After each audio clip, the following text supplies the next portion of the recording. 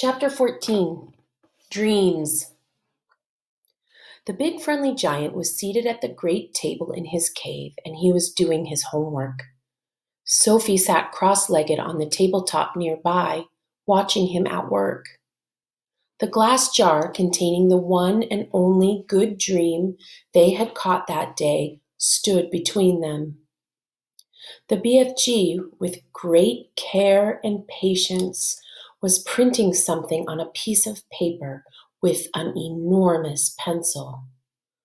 "What are you writing?" Sophie asked him. "Every dream is having its special label on the bottle," the BFG said. "How else could I be finding the one I am wanting in a hurry?" "But can you really and truly tell what sort of a dream it's going to be simply by listening to it?" Sophie asked. "I can," said the BFG, not looking up. "But how? Is it by the way it hums and buzzes?" "You is less or more right," the BFG said. "Every dream in the world is making a different sort of buzzy hum music, and these grand, swashbuckling ears of mine is able to read that music." "By music, do you mean tunes?"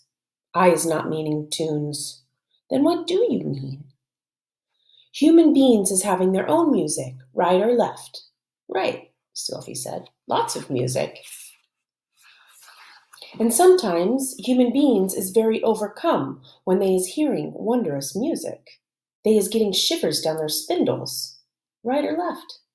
"Right," Sophie said. "So the music is saying something to them.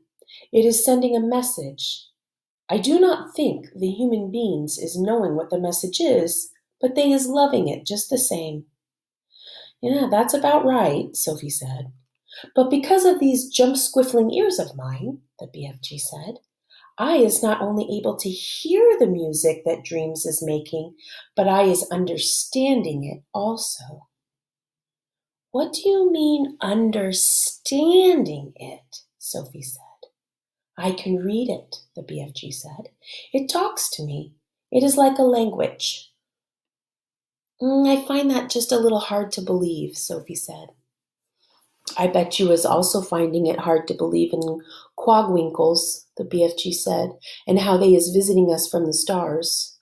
"Well, of course I don't believe that," Sophie said. The BFG regarded her gravely with those huge eyes of his. "I hope you will forgive me," he said, "if I tell you that human beings is thinking they is very clever, but they is not. They is nearly all of them not muchers and squick peeps." "I beg your pardon," Sophie said. "The matter with human beings," the BFG went on, "is that they is absolutely refusing to believe in anything unless they is actually seeing it right in front of their schnozzles. Of course quagwinkles is existing. I is meeting them oftenly. I is even chittering to them." He turned away contemptuously from Sophie and resumed his writing. Sophie moved over to read what he had written so far. The letters were printed big and bold, but were not very well formed. Here is what it said. "This dream is about how I is saving my teacher from drowning. I is diving into the river from a high bridge, and I is dragging my teacher to the bank, and then I is giving him the kiss of death." "The kiss of what?" Sophie asked. The BFG stopped writing and raised his head slowly. His eyes rested on Sophie's face. "I is telling you once before," he said quietly, "that I is never having a chance to go to school. I is full of mistakes. They is not my fault. I do my best. You is a lovely little girl, but please remember that you is not exactly Miss Know Everything yourself." "I'm sorry," Sophie said. "I really am. It is very rude of me to keep correcting you." The BFG gazed at her for a while longer. Then he bent his head again to his slow, laborious writing. Tell me honestly, Sophie said, if you blew this dream into my bedroom when I was asleep, would I really and truly start dreaming about how I saved my teacher from drowning by diving off the bridge? More, the BFG said, a lot more. But I cannot be scribbling the whole grope flunking dream on a titchy bit of paper. Of course there is more. The BFG laid down his pencil and placed one massive ear close to the jar. For about 30 seconds he listened intently. Yes, he said, nodding his great head solemnly up and down. This dream is continuing very nice. It has a very Dory Hunky ending. How does it end? Sophie said. Please tell me.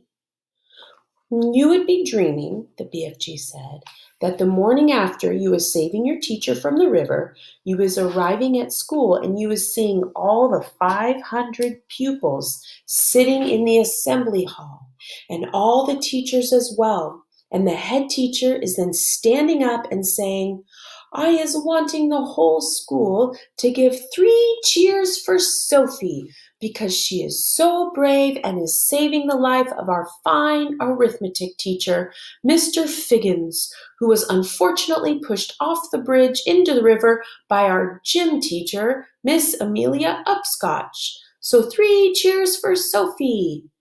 And the whole school is then cheering like mad and shouting, Bravo, well done. And forever after that, even when you was getting your sums all gunk swizzled and muggled up, Mr. Figgins is always giving you 10 out of 10 and writing, Good work, Sophie, in your exercise book. Then you was waking up. I like that dream, Sophie said. Of course you like it, the BFG said. It's a fizz wizard. He licked the back of the label and stuck it on the jar. I is usually writing a bit more than this on the labels, he said, but you is watching me and making me jumpsy. I'll go and sit somewhere else, Sophie said. Don't go, he said. Look at the jar carefully, and I think you will be seeing this dream. Sophie peered into the jar, and there, sure enough, she saw a faint, translucent outline of something about the size of a hen's egg. There was just a touch of color in it, a pale sea green, soft and shimmering and very beautiful. There it lay, this small oblong sea green jellyfish thing at the bottom of the jar, quite peaceful, but pulsing gently, the whole of it moving in and out ever so slightly as though it were breathing. It's moving, Sophie cried. It's alive. Of course it's alive. What will you feed it on? It's not needing any food, the BFG told her. That's cruel, Sophie said. Everything alive needs food of some sort, even trees and plants. The north wind is alive, the BFG said. It is moving. It touches you on the cheek and on the hands, but nobody is feeding it. Sophie was silent. This extraordinary giant was disturbing her ideas. He seemed to be leading her towards mysteries that were beyond her understanding. A dream is not needing anything, the BFG went on. If it is a good one, it is waiting peaceably forever until it is released and allowed to do its job. If it is a bad one, it is always fighting to get out. The BFG stood up and walked over to one of the many shelves and placed the latest jar among the thousands of others. Please, can I see some of the other dreams? Sophie asked him. The BFG hesitated. Nobody has ever seen them before, he said. But perhaps after all, I is letting you have a little peep. He picked her up off the table and stood her on the palm of one of his huge hands. He carried her towards the shelves. Over here is some of the good dreams, he said, the fizz wizards. Would you hold me closer so I can read the labels? My labels is only telling bits of it, the BFG said. The dreams is usually much longer. The labels is just to remind me. Sophie started to read the labels. The first one seemed long enough to her. It went right around the jar, and as she read it, she had to keep turning the jar. This is what it said. Today I is sitting in class and I discover that if I is staring very hard at my teacher in a special way, I is able to put her to sleep. So I keep staring at her, and in the end her head drops on her desk and she goes fast to sleep and snorkles loudly. Then in marches the head teacher, and he shouts, "Wake up, Miss Plumridge! How dare you go to sleep in class? Go fetch your hat and coat and leave the school forever. You is sacked." But in a jiffy, I is putting the head teacher to sleep as well, and he just crumples slowly to the floor like a lump of jelly, and there he lies all in a heap and starts snorkeling even louder than Miss Plumpridge. And then I is hearing my mummy's voice saying, "Wake up, your breakfast is ready." What a funny dream, Sophie said. It's a ring beller, the BFG said. It's Wopsy. Inside the jar, just below the edge of the label, Sophie could see the putting to sleep dream lying peacefully on the bottom, pulsing gently, sea green like the other one, and perhaps a trifle larger. Do you have separate dreams for boys and for girls? Sophie asked. Of course, said the BFG. If I was giving a girl's dream to a boy, even if it was really Wopsy Girl's dream, the boy would be waking up and thinking what a rot bungling, grink sledging old dream that was. Boys would, Sophie said. These here is all girls' dreams on this shelf, said the BFG said. Can I read a boy's dream? You can, the BFG said, and he lifted her to the higher shelf. The label on the nearest boy's dream jar read as follows. I is making myself a marvelous pair of suction boots, and when I put them on, I is able to walk straight up the kitchen wall and across the ceiling. Well, I is walking upside down on the ceiling when my big sister comes in, and she is starting to yell at me, as she always does, yelling, "What on earth is you doing up there walking on the ceiling?" And I looks down at her, and I smiles, and I say, "I told you you was driving me up the wall, and now you has done it." I find that one rather silly, Sophie said. Boys wouldn't, the BFG said, grinning. It's another ring beller. Perhaps you has seen enough now. Let me read another boy's one, Sophie said. So the next label said, the telephone rings in our house, and my father picks it up and says in his very important telephone voice, "Simpkins speaking." Then his face goes white and his voice goes all funny, and he says, "What? Who?" And then he says, "Yes, sir, I understand, sir, but surely it is me you is wishing to speak to, sir, not my little son." My father's face is going from white to dark purple, and he is gulping like he has a lobster stuck in his throat, and then at last he is saying, "Yes, sir, very well, sir, I will get him, sir."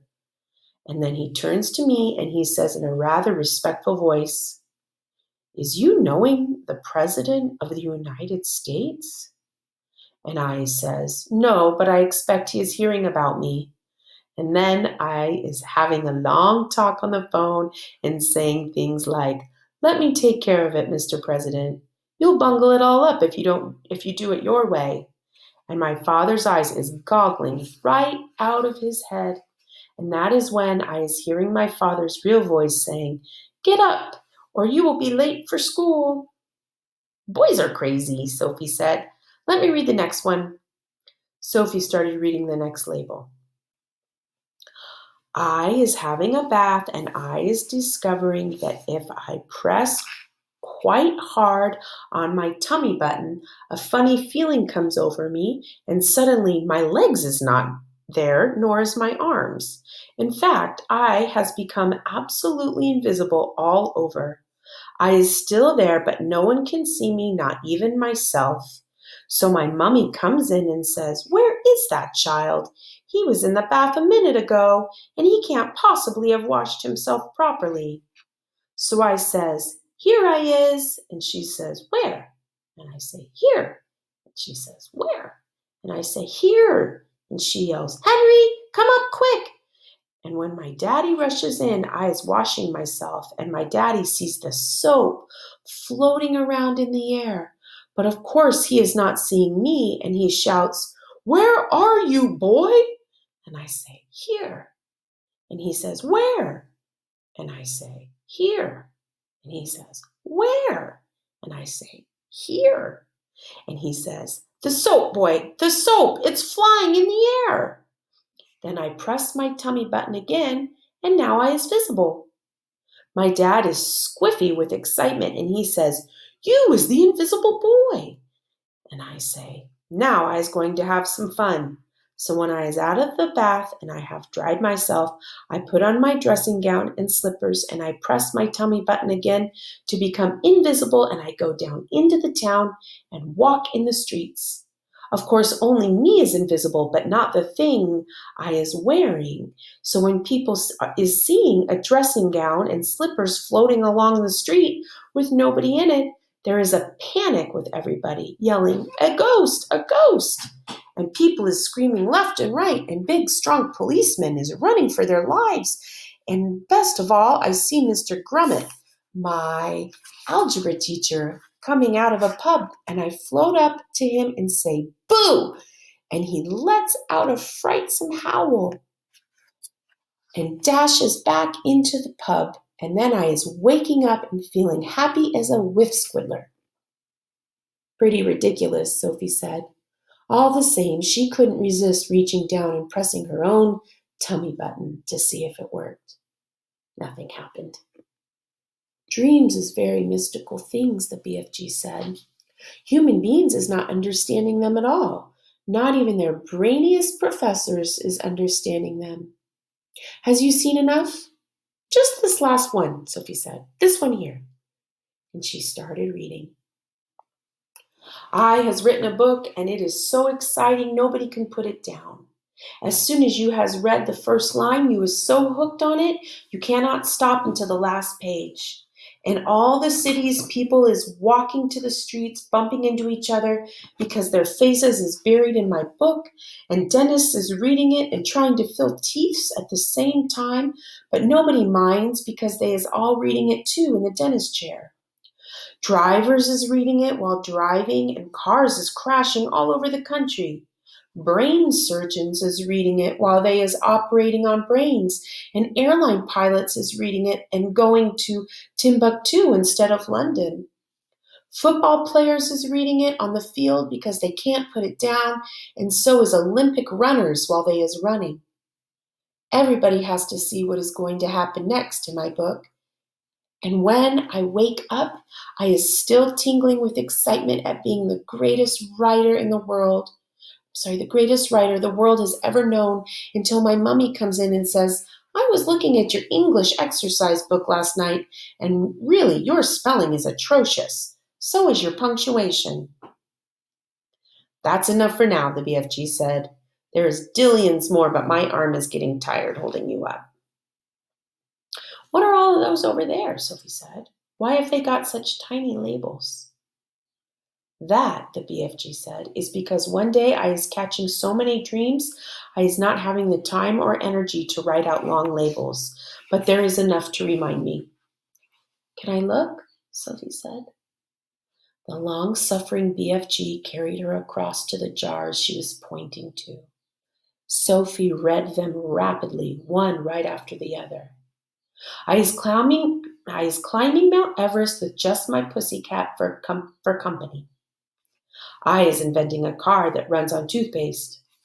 I is able to make the electric lights go on and off by wishing it. I is only an 8-year-old little boy, but I is growing a splendid bushy beard, and all the other boys is jealous. I is able to jump out of any high window and float down safely. I has a pet bee that makes rock and roll music when it flies. What amazes me, Sophie says, is how you ever learned to write in the first place. Ah, said the BFG, I was been wondering how long it is before you was asking me that. Well, considering you never went to school, I think it's quite marvelous, Sophie said. How did you learn? The BFG crossed the cave and opened a tiny secret door in the wall. He took out a book, very old and tattered. By human standards, it was an ordinary-sized book, but it looked like a postage stamp in his huge hand. One night, he said, I is blowing a dream through a window, and I sees this book lying on the little boy's bedroom table. I wanted it so very badly, you understand, but I is refusing to steal it. I would never do that. So how did you get it? Sophie asked. I borrowed it, the BFG said, smiling a little. Just for a short time I borrowed it. Well, how long have you had it? Sophie asked. Perhaps only about 80 years, the BFG said. Soon I shall be putting it back. And that's how you taught yourself to write? Sophie asked him. I is reading it hundreds of times, the BFG said, and I is still reading it and teaching new words to myself and how to write them. It is the most scrumdiddlyumptious story. Sophie took the book out of his hand. Nicholas Nickleby, she read aloud. By Dolls Chickens, the BFG said. By who? Sophie said. And just then there came a tremendous noise of galloping feet from outside the cave. What's that? Sophie cried. That is all the giants zip-fizzing off to another country to guzzle human beings, the BFG said.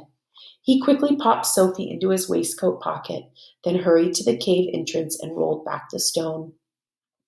Sophie, peeping out of her spy hole, saw all 9 of the fearsome giants coming past at full gallop.